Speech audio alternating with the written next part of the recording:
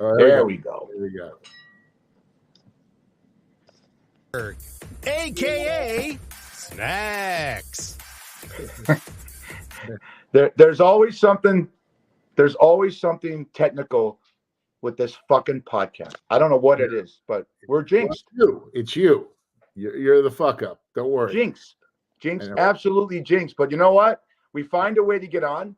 We find a way to entertain, hopefully, our viewers and our listeners. And it's what entertains me is I'm back with you. Absolutely, buddy. Good to see you. How was your weekend? Weekend was great.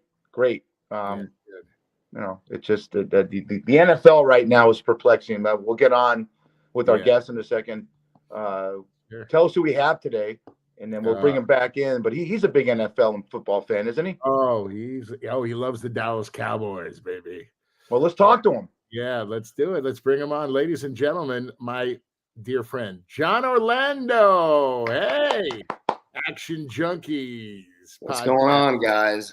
How are you, Johnny? I'm good. I was trying to connect these AirPods. Yeah. And they hate me. They don't like you? Well, you look good, buddy. Wait, I want to start by saying I love you, and I want to send my my love and my condolences. Your mom just passed away a couple of days ago. Yeah. And can you start by telling us about your mom? We've shown some pictures here. Oh, look at you. Look at that little cute kid. Oh, man, that's at Dodger Stadium. Back in the dugout seats. I guess I'll give up. Oh, those days. Oh. Yeah, those days. Yeah, that's probably like 19. I don't know. Do I have braces on in that picture? Let's take a look. I don't think so. I think you got your braces off. So I'm probably 7. No, so I'm probably 7 or 8. Oh my goodness! Right, look man. at your mom. You look like in that picture, John, that you're ready to audition for the Wonder Years. Look at that face, man. God, right? Lord. Yeah. I was such a cute kid. What happened? I know. What happened? Let me show you another picture. And again, my condolences with your mom. But I have a question about this one because it's interesting who's in the background. All right. That's you and your wonderful mom, Elaine. Yasiel Puig. I mean, that's a van that had his face on it. I took her Mother's Day. I think that's maybe 2013 or something, 2015, something like that. I don't know. But her favorite player was Puig. She loved Puig. Yeah. And you remember when he first came in to the Dodgers that first week, first 2 weeks, he was like unstoppable, you know? Oh.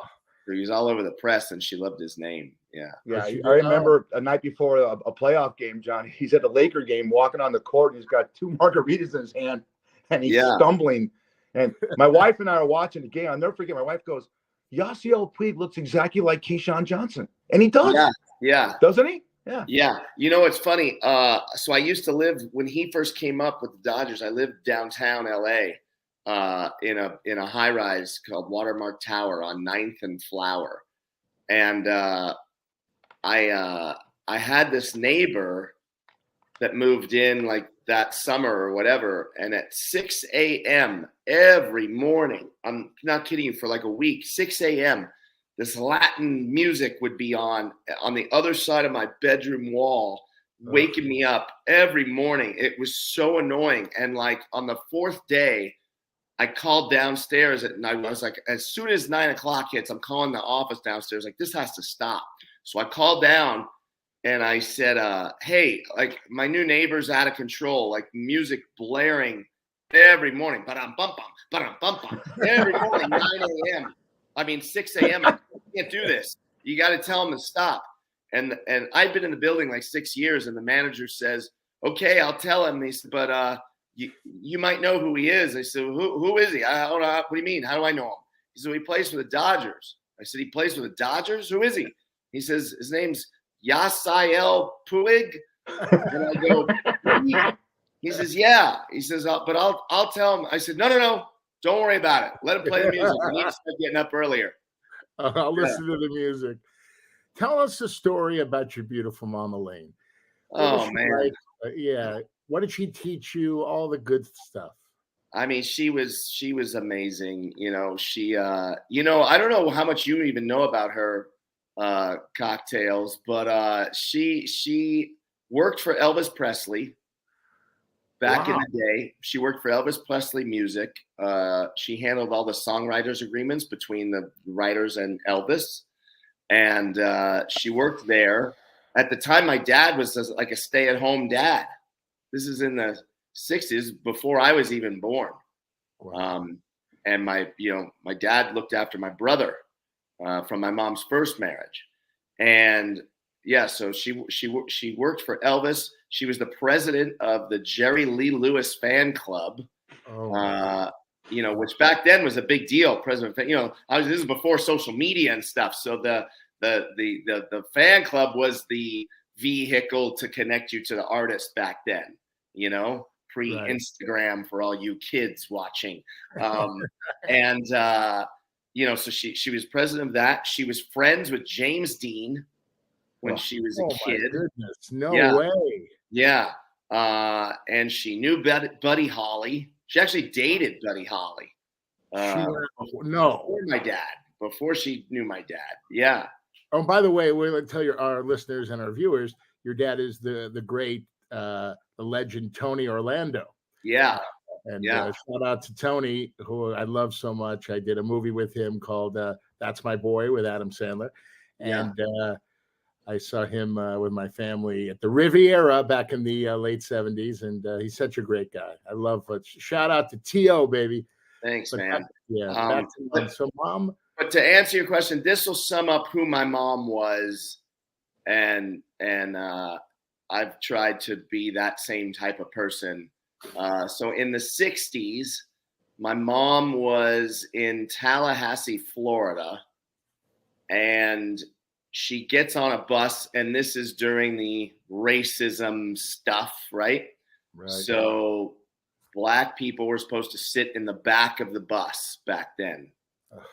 And my mom gets on this bus in Tallahassee, Florida, and my mom goes and sits in the back of the bus. And the bus driver sees what's going on, so he pulls the bus over.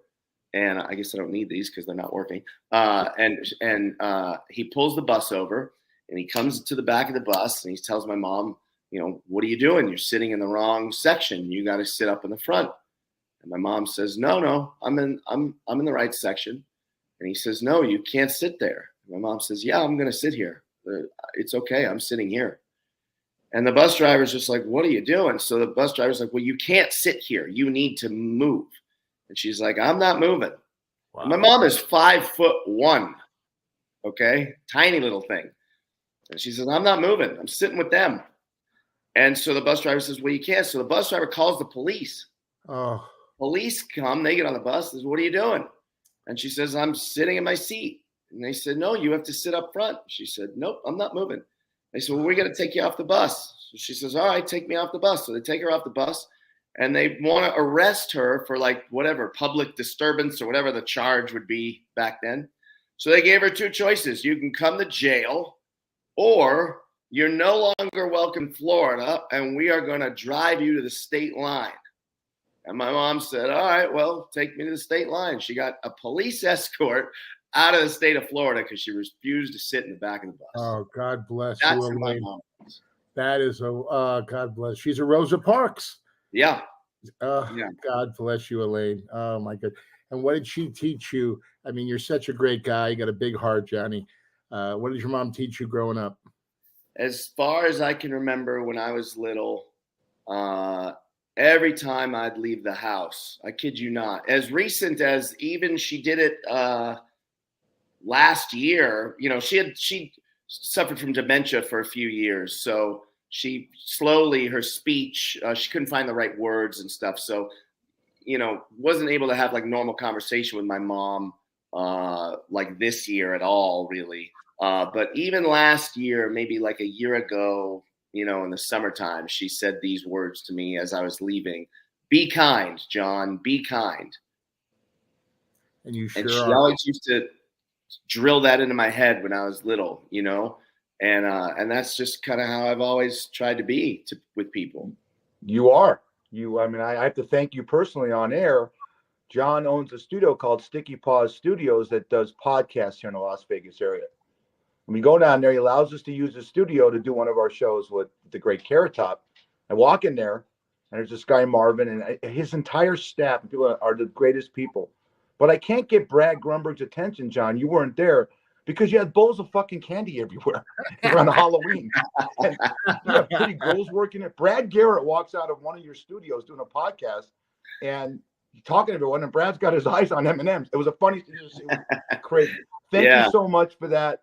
I want to ask you a question, kind of segue from your mom, who's obviously you are kind. Talk to us about the Action Junkies podcast. You know, what is it about? Talk to me about some of the people you've had on. Yeah, so I did stand-up comedy from the time I was 22 until I was 31. I started by opening for my dad in Branson, Missouri. And I call it stand-up comedy, but if you guys saw it, you would just call it a guy standing on stage talking to people to no reaction.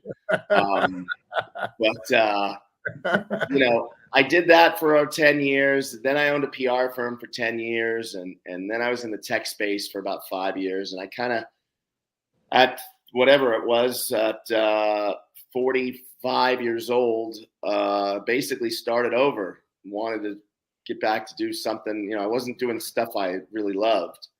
And I didn't necessarily want to do stand-up again because I wasn't very good at it. But I missed talking on a microphone. And podcasting just kind of made sense. So I'm real good friends with a guy named Jake Ellenberger. He's a now retired UFC fighter, but at the time he was in the top 10 in the welterweight division in the UFC. And so I partnered up with him, and we started Action Junkies, and we started doing the show at Hollywood Park Casino. I lived in LA back then, and somehow I conned the people over at Hollywood Park to give me $10,000 a month, and I would bring the Action Junkies podcast to Hollywood Park Casino once a week, and we would do the show from there. And we came out of the gates, and we had some great guests right off the top. We had guys like Russell Peters, comedian. We had Jeff Madsen, who was the Poker Player of the Year in 2009 or something. I don't even remember when he was Poker Player of the Year. But we had some great guests. We had Claudia Jordan. We had all kinds of people. Lacey K. Summers, who was an Instagram star with, now she's got like 15 million followers or something like that. Back then, I think she had 4 or 5 million followers. And we did the show there for every week for about 6 months. And we had Bruce Buffer on. We had Boss Rutan, all kinds of people. It was really great. Then I moved here to Vegas, and I did the show from my couch for a year, and just grinded. And then I started renting a studio, and then got my studio. But I've had some amazing people. Randall Emmett, the movie producer, director, Bob Saget, before he passed away, did the show. I've had Dana White last year was on the show, Grant Cardone. I've had some really, really fantastic guests. Mr. Brad Grunberg. I was just going to say, I hope I'm one of the, I hope I'm, top 10. For sure. You've told some great stories on there. It's been great. I've got over 250 episodes I've done, and wow. It's really been a great outlet and a lot of fun, and it's been fantastic. And you also have Action Junkies in Florida, Boca. So there's that. So I'm glad you brought that up. So I host Action Junkies, but then I'm building the Junkies brand. So there's other junkie shows. So our good friend Gio hosts Fitness Junkies. There's Vegas Junkies. There's Bizarre Junkies, Fight Junkies, Political Junkies, and pretty soon Everything Junkies. You could, Golf Junkies, Yoga Junkies. You could pretty much pick any name you want, and eventually there will be a Junkies podcast. So we're going to start opening the studio, like you said, Fish, is Sticky Paws. But now I'm going to start opening Podcast Junkies studios so that they kind of go hand in hand. And the first one is in Boca Raton, and we're planning on putting them all over the country. Matter of fact, I'm partnering up with a guy named David Meltzer. David Meltzer is you remember the movie Jerry Maguire? Sure. Of course. Yeah. So that's loosely based on Lee Steinberg, the sports super agent. And at one point, Dave Meltzer became the CEO of Lee Steinberg Enterprises. He kind of ran the company. Dave was a very, very famous, or still is, a football agent. Well, he's not a football agent anymore, but he's, that's how he made his mark. He's got a show on Apple TV called Office Hours. He's like a motivational speaker, God. And he's got a studio at SoFi Stadium. And we're actually going to rebrand that Podcast Junkie Studios, and we're going to put them all over the country in different stadiums and arenas. Congratulations. I didn't know that. Thank you. Yeah, that just happened. I actually took that meeting the day after I lost my mom. I'd been talking to him for a couple of years, and he was here in Vegas. So Dave is an investor in Blue Wire Studios, which is at Wynn here in Vegas. Beautiful studio. It was tough. Obviously I wasn't in the greatest emotional state, but I wanted to keep marching on, the business world can be cruel. Business doesn't care about your personal life. Someone taught me that many, many years ago. The business world doesn't care if you're sick. It doesn't care if your dog died. It doesn't care if your mom died. The business world has to march on. And it's really important to compartmentalize. It's hard to do, but it's important to do. And it doesn't mean you're disrespecting, someone you loved. It just means sometimes you have to do things that you don't want to do. And I went and took the meeting, and it was definitely worth it. I guess I'm going to say, first of all, there's strip club junkies right next to me, and I'm a bartender junkies, but I have to pay homage to my mother. And I remember when I was a kid, she had the biggest crush on a guy named Tony Orlando in the band Dawn. And my stepdad was a cameraman on a show called The Hollywood Palace. And I believe your dad and Dawn appeared on there. And my mom sat in the front row, and she wanted to take her underwear off and throw on the stage like women did back in those days. You talk about your mom with Jerry Lee Lewis and Elvis and dated Buddy Holly. My mom had a huge crush on Jack Jones and your dad. So when your dad comes on our podcast, and he was so wonderful, the fact that he's so gregarious and just fun-loving, he has this huge commitment to the military, which is important to me. Have you done anything with your dad concerning that? Because it's such, as we call it, a mitzvah for what he does, taking over that Bob Hope legacy, basically. Am I right? Yeah, for sure. When I lived in Branson, I opened for my dad at his theater there in Branson from 93 till 99.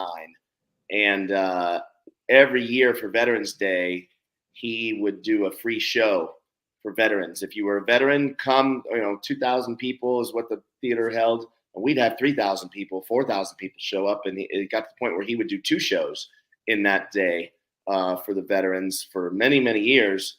It's been, I've been on the USS, the Intrepid, and done a show with him on an aircraft carrier before. He was brave enough. He's been to Iraq too, to visit the troops. I'm not that brave, but I'm with them in spirit. But yeah, man, it's the ultimate sacrifice those guys make. People take it for granted. I've got a lot of friends that have been served in the military, Navy SEALs, Army, Navy, Air Force, everything. And it's important to support them because, they do what most of us are just not brave enough to do.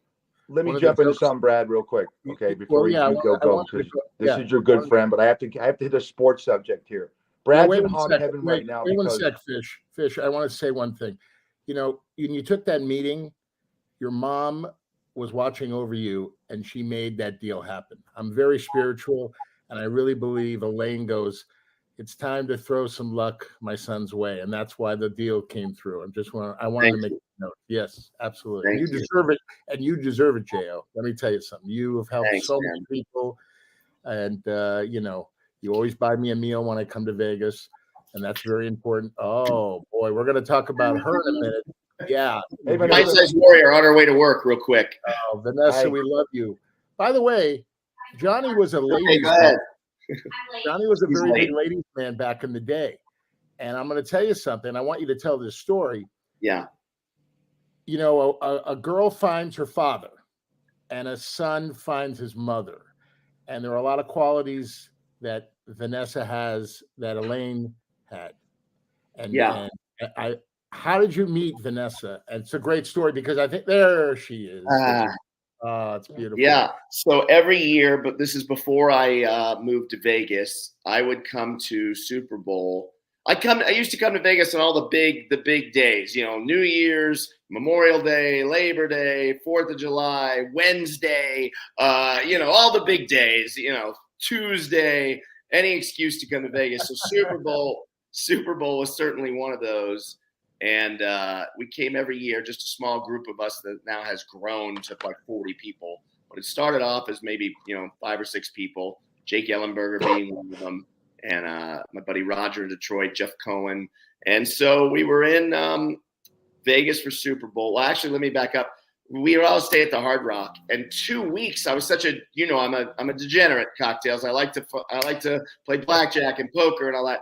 So I came to Vegas to play in a poker tournament 2 weeks before Super Bowl. This is in 2016 and or 2017. How do I not know this? 2017. Yeah, 2017. And so I come to Vegas 2 weeks before, and I'm staying at the Hard Rock, and I'm walking from one tower to the other to go to the gym.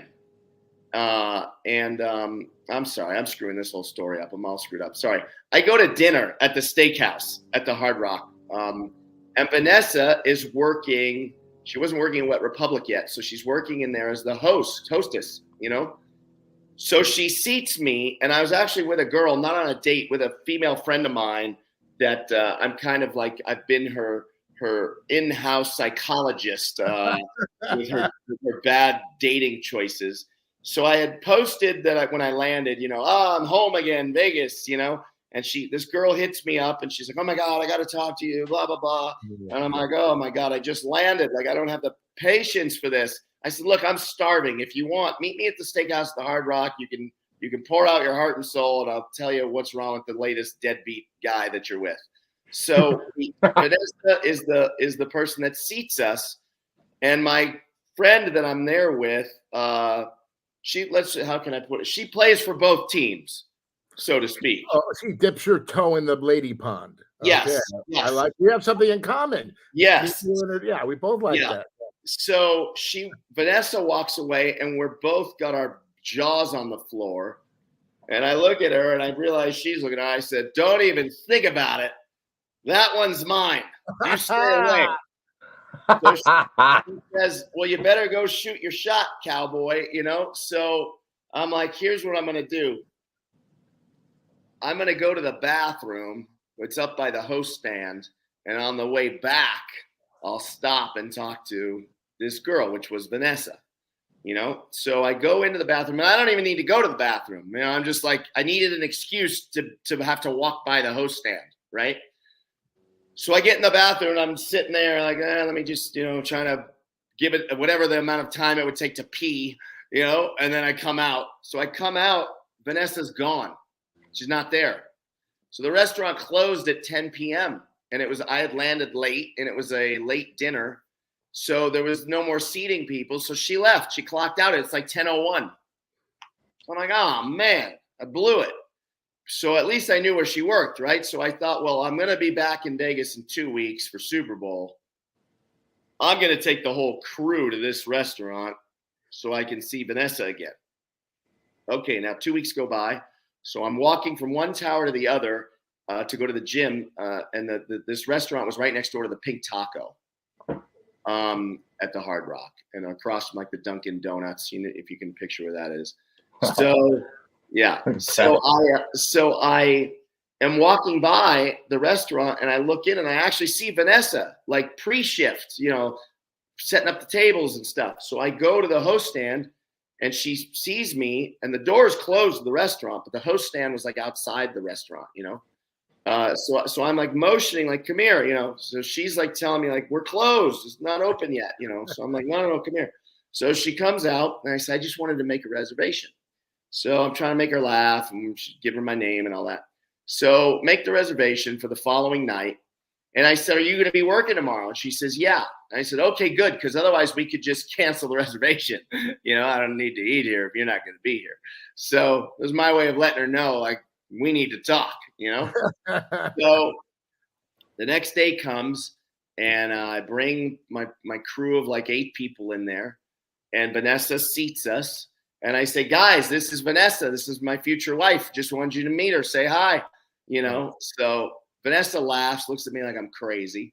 And after dinner, I stood at that host stand while all my friends were in the hallway for like an hour talking to Vanessa. Oh, wow. And she wouldn't give me her phone number, but I got her Instagram and let the stalking begin. And restraining order. Thank you. The rest is history. Oh my God. And I'm going to say, Vanessa is so beautiful on the outside, but she's more beautiful on the inside. She is the salt of the earth. Incredible. She really showed me a great time at Wet Republic. And every time I see her, she touches my life in some way. I just want to let you know. And I can't wait to the big day one day. I have to buy a suit to show up to the wedding. We'll get there. You don't have to wear a suit. I don't know. Okay. No, you don't have to. To your point, and to connect it to my mom, Vanessa's amazing. We're 21 years apart, so a lot of people might frown on that. I'm 53. She's 32. And good for you. Wow. And let it go, brother. She, without me asking this year, as my mom declined really bad, she would come over to before my mom was in a nursing home, she was in a house and my brother took care of her. And he was amazing in doing that. But there are certain things as son, it's hard to help with mom, bathing and that kind of stuff.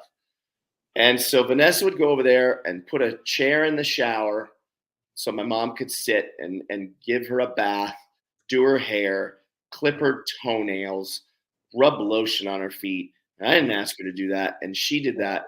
I couldn't tell you how many times she did that. And that speaks to, most girls aren't going to do that for you, Never. And by the way, she's not with you for your personality. You must have a gigantic manhood in those. I don't know why she's with me, Cocktails. It's you're a great guy. That's why she's with you. Guys make a great team, by the way. Great team.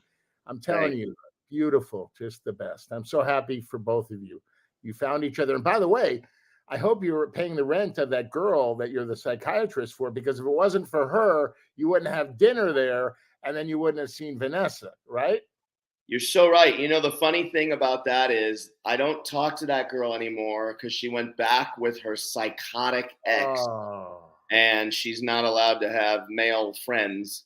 So I That's a I blessing. don't even speak to her anymore. But I am grateful that she, like you said, needed a therapy session, unofficial therapy session with me. Otherwise, it wouldn't be what I have now, So, Fish, let's go NFL with this guy. Yeah, let's talk NFL, especially after last night. How about them Cowboys? How about those Cowboys? This is a Fish. Does it hurt when you watch the Cowboys play? And the Cowboys, that's what, the 7th straight home game they've won by 15 points or more. Yeah. And then you're a Raider fan like I am, and they can't score a fucking point in the second half of any game. To watch Dak just throw a 15-yard pass to CeeDee Lamb, it's like it's a revolution. It's a revelation. It's crazy. Yeah. You're a Cowboy fan, right? Obviously. I am. I met Tony Dorsett in 1976 or 7 at a Dodger game back in the locker room in Tommy Lasorda's dressing room in his office. And that was all she wrote. I became a Cowboy fan instantly that day, and ever since. So it's been torture this last however many years, but this could be the year. I've said that many, many years in a row, but Dak looks real good. They look good, man. They got the chemistry. They're confident. So everyone let me jump in, John. So Brad says to me, I'm going to give you an early present for the holidays. Yeah. Now, before you look at this, it's going to give you a hard on. As John goes to the Pac-12 championship game between Washington and Oregon and Allegiant, and here comes these pictures of John's with Marcus Allen, Tim Brown, Vince Coleman, the great ball player from the Cardinals, but then he's with Mark Davis, and I'm thinking to myself, and they all you can tell they like John. It's not a picture where you stand next to somebody and you're like, there's a general like there. Yeah. What was that like for you? Because obviously Marcus Allen and Tim Brown are Hall of Famers. Talk to us about Mark Davis, because a lot of us in Las Vegas will know what kind of guy he is. He's taking a lot of crap because the team stinks, and we're 19. We're on the verge of 19 out of the last 21 years of losing football. So you don't know what that's like as a Cowboy fan. You've had your trials and tribulations. Talk to us and pump up Mark Davis, because I know what a good human he is in this community. I know what he does philanthropy-wise. He's fantastic. So I get this text from Marcus Allen 2 days before the game. Hey, what are you doing Friday? You want to go to the game? I think it was Friday, right? I'm like, yeah, of course. The funny thing is, I don't really like college football. I don't follow college football. I don't really like college sports, to be honest. But when Marcus Allen invites you somewhere, you say yes. So I go to this game, and I'm so glad I went. First of all, the game itself was incredible. That was a really exciting game, and I may have changed my stance on college football. It was fun. Tell our viewers, it was the Pac-12 championship game between the Washington Huskies and the Oregon Ducks. Yep. And I already said that, Brad. It's okay. Go back to your Dunkin' Donuts. Yeah. So I get to the stadium by myself, to Allegiant Stadium, and I have my electronic ticket, but I don't know. I assume they're going to be great seats because it's Marcus Allen, but I don't know from looking at the ticket. I don't know Allegiant Stadium that well to know, oh, wow. Like if it was Dodger Stadium, I could say, oh, wow, that's great. With this, I don't know. I just assume. So I'm asking ushers, where do I go? Where do I go? And they're looking at like, oh, wow, yeah, go that way. Like everyone's reaction was like, oh, wow. So it's like, oh, these seats are going to be great. So I get up to the suite level, and I'm like, oh, cool, we're in a suite. And then it's not just a suite. It's Mark Davis's suite. Guys, you could live in this suite. It's that nice. It's beautiful. Unbelievable. The food. How was the food? That's all I care about. Food was unbelievable. The dessert was unbelievable. I get in there, like you said, it's Marcus Allen, Tim Brown, Eric Dickerson,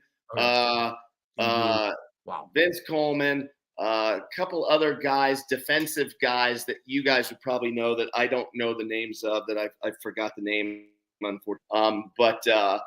Mark Davis. You forgot one guy, Jon Orlando. Yeah, and me, yeah. Mark is a really nice guy. It was the second time I was in that suite. I was in that suite about a year ago when the Patriots played the Raiders.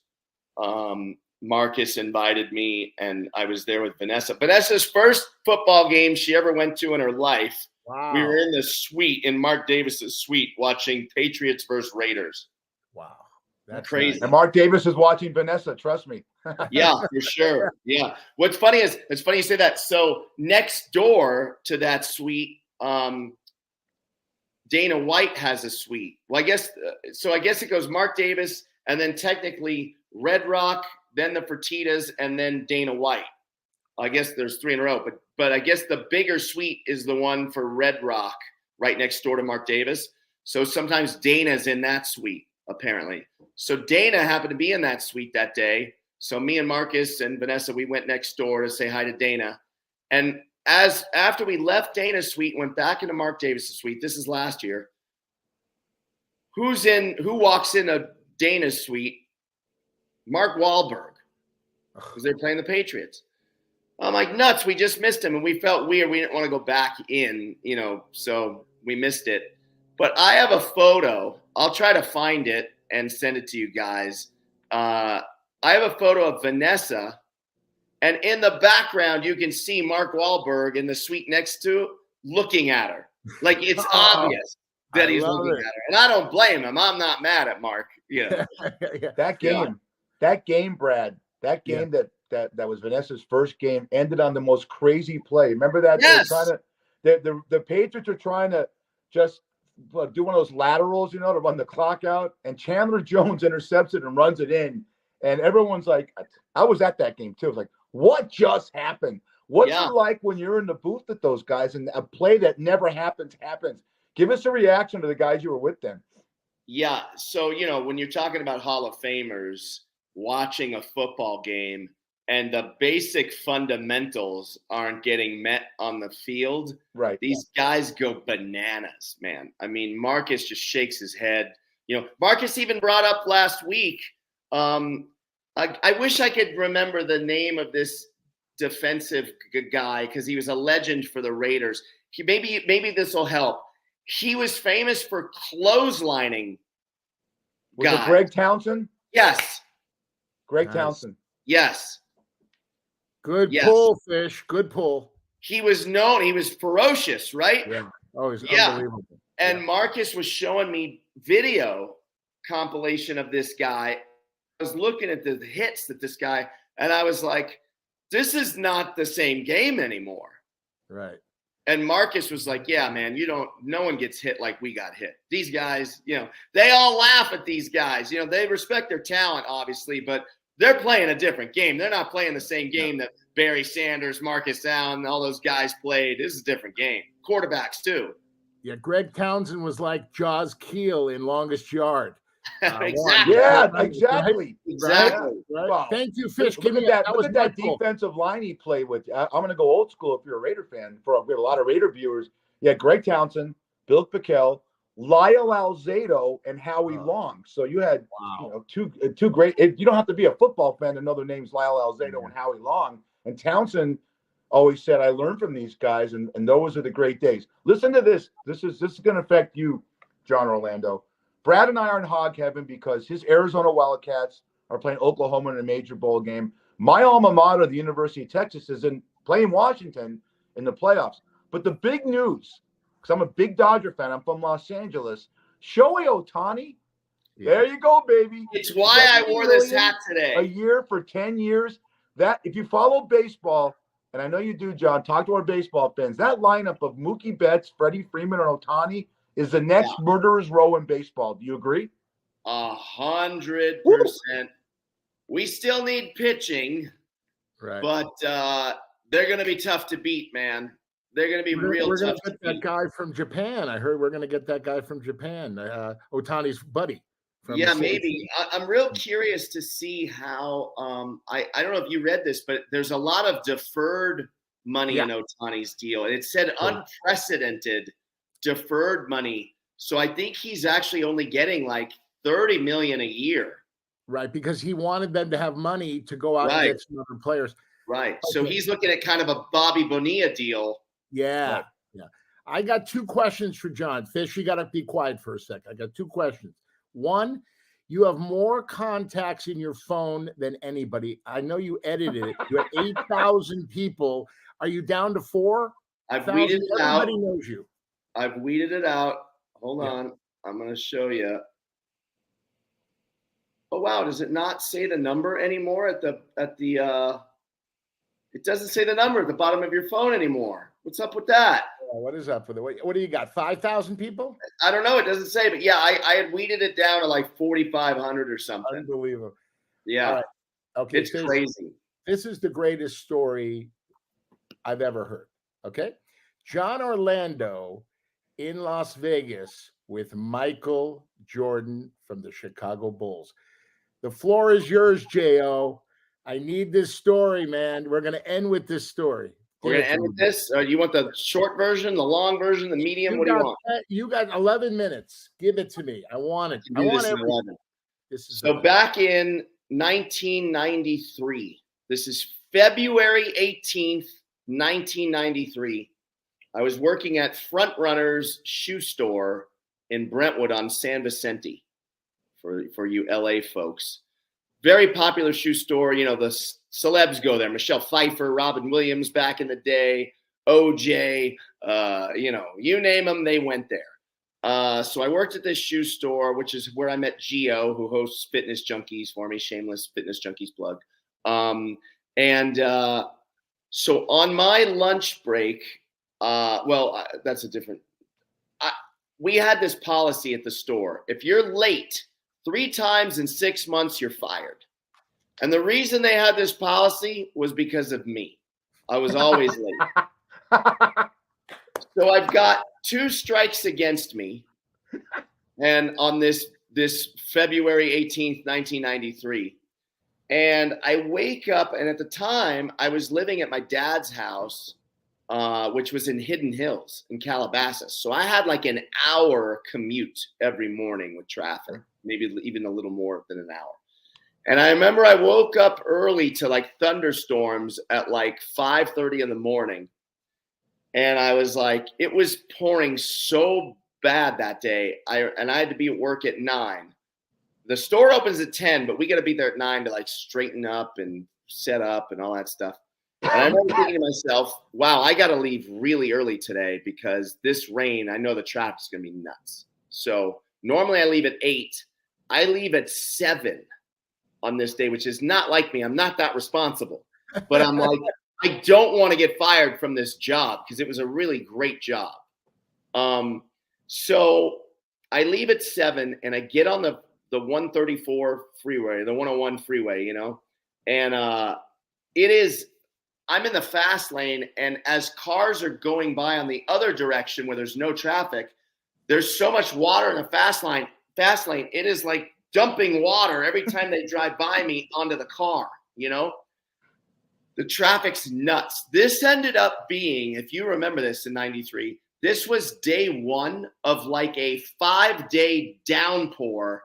And it was like one of those things, how the news always freaks out. They're like floods in the Southland. They always call it the Southland, right? So it was day 1 of this crazy storm in LA, to the point where Ventura Boulevard was flooded. Cars were like floating. It got to that, halfway up the traffic lights. It was day 1 of that storm. Okay. So I finally get to Brentwood. I can't find anywhere to park. This was a Friday morning, February 18th. You can go back and look. Friday, February 18th, 1993 was a Friday. And on Brentwood, all those rich people, they don't need to go to work if they don't want to, right? So there's no street parking, and we're not allowed to park in the parking lot at this store. So I park like 2 blocks away. By the time I get to the shoe store, I'm running through the rain. I'm drenched. I'm going to have to buy new clothes. It was a shoe store, but we sold like high-end sweatpants and like nice things, So I get to the door, and the door's locked. It's like 9:15, 15 minutes late. And I could see through the glass. I see all my co-employees, and the manager of the store comes up, who I'd known since I'm 7 years old because I grew up in Brentwood, and this was my local shoe store when I was a little kid, and he's worked there 20 years. So he cracks the door open and he goes, "You're late, and it's your 3rd time." Oh. And I go, his name was Chris. I go, "Chris, you can't be serious. Look at it out here. It's like a monsoon. Like, what do you want me to do, man? Like, I'm parked 3 blocks away. It's crazy." He goes, "Rules are rules." And I go, you're going to fire me from the, he goes, "Well, you're late, right? It's your 3rd time." So he's like, I'm like, "Whatever, fuck you. I don't need this job. I quit. I quit 30 seconds before I'm getting fired, So I get back in my car and I drive to my mom's apartment, which was on Burton Way, 15 minutes away, right? And so I go over there, I change clothes, I called Gio, and because Gio was the assistant manager, I said, "Your asshole buddy just fired me, or I quit. I don't know what the fuck happened, but I'm going to Vegas. I'm coming back with $10,000, and we're going to Benihana tonight for dinner. I'm going to go win 10 grand today." Okay. He's like, "What? You're crazy." I'm like, "You'll see." I hang up the phone. I go down to the airport. I've got no money. I'm 22 years old at the time. But Fish, you'll remember this. The Dallas Cowboys won the Super Bowl in 1993. They beat the Buffalo Bills 52-17. At the time, it was the largest margin of victory in Super Bowl history. And being the Cowboy fan I am, I bet $200 on the Cowboys to win the Super Bowl that year at 10-1 odds. So I've got $2 grand coming. I got the ticket. I haven't cashed in. That was the last Sunday in January back then. This is February 18th, so I'm going to cash the ticket. So I get to the Mirage, and I cash in my $2,000 ticket, and I lose the $2,000. If it took me 10 minutes, I'm exaggerating that it was even that long playing blackjack. Broke. So now I'm like, fuck. So I go to the ATM. I take out 300. That was the most you could get back then out of the ATM machine, 300. I play the 300. I lose the 300 in 5 minutes. I'm like, oh, my God, what is going on? So back then, I don't know if you can still do it now. I can't imagine you could do this today. But back then, you could take, I don't even know if the young people know what this is called. It's called a check. You could write a check.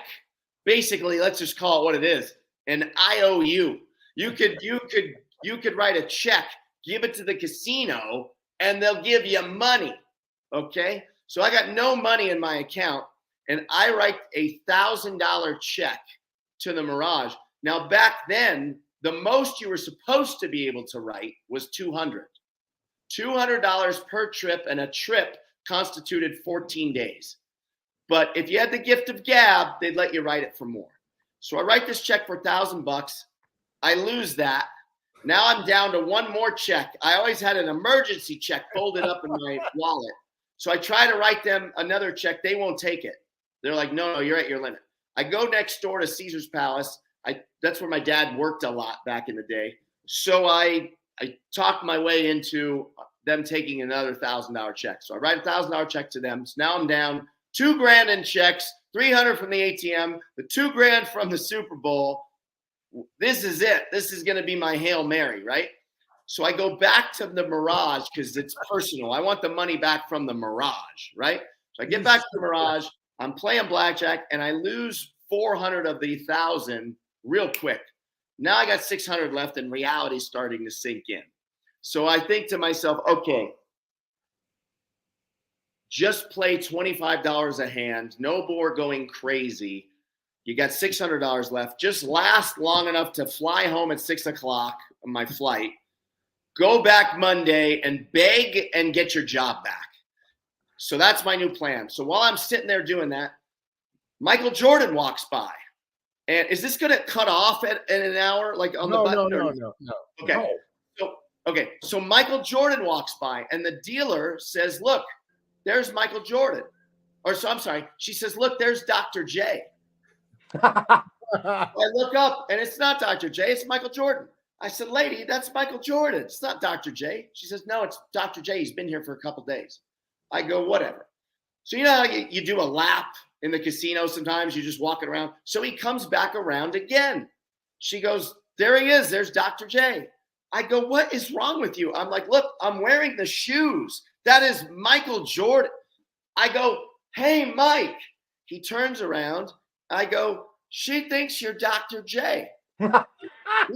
He comes walking up to the table, I swear on my life, and he says to her the classic line that you would get canceled for normally, but I'm quoting Michael Jordan, so no canceling here. He says, I know, we all look alike to you, right? That's what he says. So he says that, he sits down, and he starts playing blackjack. Me and Michael Jordan, nobody else, no entourage, no security. It is me and him. It's like 1 o'clock in the afternoon, and we're playing blackjack. So he says, what brings you to Vegas? So I tell him the whole fucking story about the shoe store and the rain, and I got fired and the thing and the Cowboys. He's like looking at me like, you are a degenerate. And so we're sitting there playing, and Fish, the unwritten rule. If you have a famous father or mother, you want to work that into the conversation when you're in the presence of another famous person, and it puts you in the club, right? It makes it different. I'm not just a regular person, which I am, but in the eyes of celebrities, okay, it's, the deal. Your dad's famous, right? So I tell Mike, who my dad is, and he's like, oh my God, I remember your dad, Jon Orlando and Don, the show, blah, blah, blah, right? So now we've bonded. So I say to Mike, do you like roulette? Let's go play roulette. This sucks. So he's like, yeah, let's do it. So we go over to the roulette wheel, and I got $600 left. It's now, 3 o'clock in the afternoon, whatever it is. and I got to go to the airport pretty soon, get ready to get back home and beg for my job back. And I said, Mike, I got $600. I'm going to put $100 on 6 numbers. My normal numbers are 7, 9, 11, 26, 30, and 0. Because those 6 numbers on a roulette wheel that has 0 and 00, they're all right next to each other. And 11 is my favorite number. And I got so sick of putting money on 11 and then going, oh, it's right next door in 30. Oh, it's right next door in 7. Oh, it's 2 doors down in 26. I've decided not to deal with that anymore. So I just bet that little piece of the wheel, right? So I tell Mike, but instead of putting 100 on 0, I'm putting 100 on 23 for you. So I put $100 on all 6 numbers. I tell him, look, if I hit, I got 3,500 coming. If I lose, I had the greatest day of my life meeting and gambling with Michael Jordan. This is a win-win for me. So she spins the ball. I tell the dealer, I swear on my life, you hit one of those numbers. You hit one of those numbers, I'm giving you $500. I swear to you. Jordan puts $1,000 on red, 200 on number 23 because he's number 23, and I've got my 100 on all my numbers. It hits 11. I'm sorry, it hits 23. It hits 23. I'm freaking out, going nuts. I got $3,500. I flip her the 500. We make the same bet again. I tell Mike, you got to bet on 11. That's my number. Bet on 23, but bet on 11. He's like, all right, fine. So he throws 100 on 11. He's got 200 on 23. He's got $1,000 on red again. I got my 6 numbers, right? She hits 11. Hold on my calls. So she gets another 500 from me, and I keep telling her, every time you hit one of my numbers, you're getting $500 today, and I'm putting 100 on it every time. Guess who comes walking up to the roulette wheel? Dr. J. Dr. J. No. Wow. No. If you look this up, you'll see I'm right. Unbelievable. The NBA All-Star Game in 1993 was in Salt Lake City, Utah. Oh, my So God. now the format, I believe, I'm not a basketball fan, so Fish, you could correct me if I get this wrong. But now I think they do a rookie game on Friday, slam dunk contest Sunday, and the game on Saturday, and the game on Sunday. But back then, it was just a game on Saturday or Sunday, I think. And so the players have a couple days off. You think they're going to sit and post up in Utah? No, they all came to Vegas. So this is the Friday before that All-Star game. Dr. J comes cruising up the table. He ends up leaving with Jordan. Jordan gives me a card, like a business card, not with his info, but with like his assistant's info. And he says, if you ever want to come to a game, call the office here, tell them who you are, and I'll get you and your dad tickets. I'm like, okay, great. So he leaves. I end up staying at that table. And by the way, when I hit that on 11 the second time, guys, I stood on the stool. I shit you not. I'm rubbing his head. I'm freaking out. I'm high-fiving him to the point where my palm was like red and itchy. Right. Everyone's looking at me like, what the hell? It was nuts. So he leaves. I end up walking away from that roulette wheel. She kept hitting my number with $22,000. And let me tell you something. It's not $22,000 at that point. It's 22 yellow chips. And it's different the way that impacts your brain when it's just 22 chips, right? It's just different. If I got 22 of them, what's the big deal if I got 21? It doesn't matter. It's the same thing. So I go to the blackjack table, and I always wanted to bet $5,000 hand of blackjack. And I'm like, today's the day. So I put $5,000 down on the hand of blackjack. And I get a big fat 16. And I'm just like, why did I do this? What am I doing? So I take a card, I bust, and I lose. So I got $17,000. So now it's $17,000. I go into the sports book. Oh, God. And if you remember, in '93, that was, I believe, Wayne Gretzky's final year of his 5-year deal with the Kings. This is February.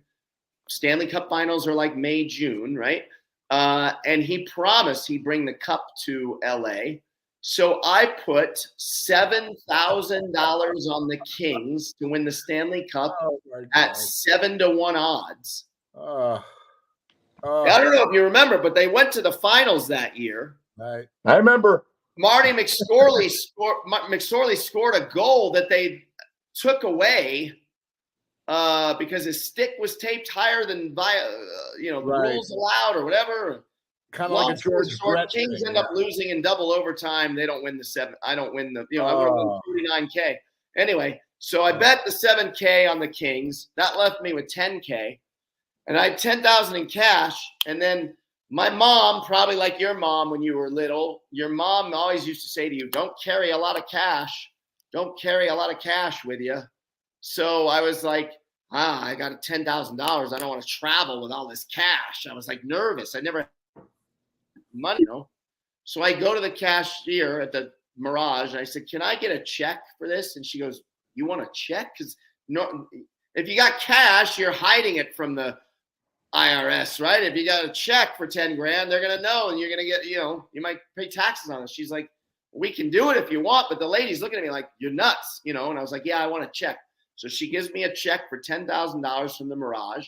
The Mirage sends me in a limo because they think I'm Michael Jordan's friend. So they're being real nice to me. They offer me a limo back to the airport. I get back to LA. I get in my car. I go to the shoe store where Gio's working, and I slam a check on the table for $10,000, just like I promised, at 9:30 in the morning. Did you go to Benihana? 100%. We went to. I got one quick question, but that's Yeah. the greatest story ever told on this podcast. Yeah. 40 shows. And you hit my God, if you told that on any late night show, they bring you back and think you are a stand-up comic. Perfect. But when you worked at Front Runners, was one of your fellow employees or managers named Linda Sparling? 100%. Oh, Yeah. my goodness. Know her very well. Actually, at the time, no. What was her maiden name? Ehrenberg? Yep. Linda Ehrenberg, I think. Yep. That. Yeah. Huge. It was Linda Ehrenberg at the time. Well, I worked at Mom's Hated Saloon me. down the street, and He worked at Mom's everyone you Saloon. talked about, they came in there all the time because it's right around the bend. And Linda Yep. was in there drinking her Bud Light with her spandex on, the nicest, sweetest. And you said Front Runners, and I had a name drop. I think she hated me because I was always late. Not long after I started there, she actually went over to the West Side Pavilion store Sure. to be the manager of that store. So I didn't really work with her too much after the first few months, but I was at Small Front Runners world. for like Small 3 world. years. Yeah. Did you ever go to Mom's Saloon? Fish worked there, and he's Yeah, of course. So before, we talked about this, but not on the show, but before it was Mom's Saloon, I don't know if it was right before that, but at one point it was called the Jumping Frog Saloon. Ash And, Gindy. What's that? Well, one of the guys that started Moms and Me, the opening night, used to work at Jumping Frog. We kept him over. His name was Ash Gindy. He's been on the podcast, and Yeah. we'll have another podcast with you about some of the mom stories. I was there from day one to day done, but it's That's amazing that Brentwood community was so small. And Yeah. and if you worked in one of the establishments in Brentwood, when you got off work, You you knew came to everyone. Moms. Yeah. Joe, we want to thank you for being on the show, and you're going to come back because you have more stories for us. I'd love to anytime. You are Oh. unbelievable. You're the sweetest guy in the world. I wish you all the best for the holidays and beyond. And we're going to end with a very special picture of your mom. And I think she's holding a dog. Is that right? There it is. Oh, man. We So love that you. is, Yes. that's just last year, man. That's how much, or no, I'm sorry. That's maybe 2021. We're still pandemic Look stuff. at her. She's so And happy. that's actually Gio's dog, Ryder. Oh, that's great. And she was so happy that day. Yeah. Elaine, we will never forget you. May you rest in peace. J.O., we love you. that will wrap up. Cocktails, you know, I thought of this as like, remember Cuba Gooding when he goes on, and Jerry Maguire, he goes on Roy Firestone, and he goes, I'm not going to cry, Roy. I'm not going to cry. And when I started all night last night thinking about this today, and I knew we'd be talking about my mom, I was like, I'm not going to cry. I am not going to cry. And you got me with that photo, Cocktails. You bastard. You got me. Can I end it with one thing? Because not to be a one-upsman, guys, but Brad knows that, like, you got that deal. He says your mom looked over you. When my mom passed away this past February, a week later, this guy decided to become my podcast partner. I'll say this. The reason why we love our mothers so much, John and Brad, is because they are our first loves. Yep. Yeah, 100%.